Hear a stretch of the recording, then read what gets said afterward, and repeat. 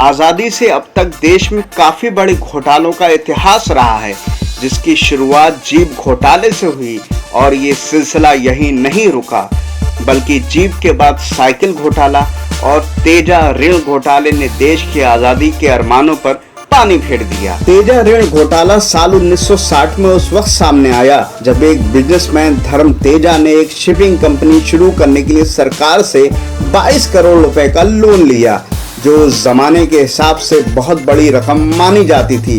बाद में धर्म तेजा ने ये रकम विदेश भेज दी और खुद भी यूरोप जाकर रहने लगे। लेकिन जब मामला सामने आया तो देश के रहनुमाओं की नींद उड़ गई और किसी तरह से बिजनेसमैन धर्म तेजा को गिरफ्तार किया गया और अदालत ने धर्म तेजा को 6 साल के लिए जेल भेज दिया।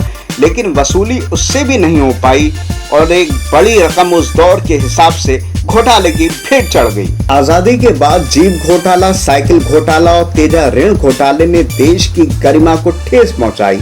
इन तीनों घोटालों में एक बात जो समान रही वो ये है कि तीनों घोटाले पूर्व पीएम पंडित जवाहरलाल नेहरू के कार्यकाल में सामने आए और इन तीनों घोटाले ने देश को आर्थिक झटका दिया। आज भी जब भगोड़े विजय माल्या और नीरव मोदी का जिक्र होता है तो कहीं ना कहीं तेजा ऋण घोटाले की तस्वीर सामने आ जाती है। कुल मिलाकर अगर हम ये कहें कि घोटालेबाजों ने इस देश के रहनुमाओं के साथ मिलकर आजादी के बाद से ही घोटालों को अंजाम देना शुरू कर दिया तो गलत नहीं होगा। और उससे भी बड़ी गलती हमारे सिस्टम में बैठे लोगों की रही, जिन्होंने लगातार हो रहे घोटाले से कोई सबक नहीं लिया। यही वजह है कि घोटालों का ये सिलसिला आगे भी जारी रहा।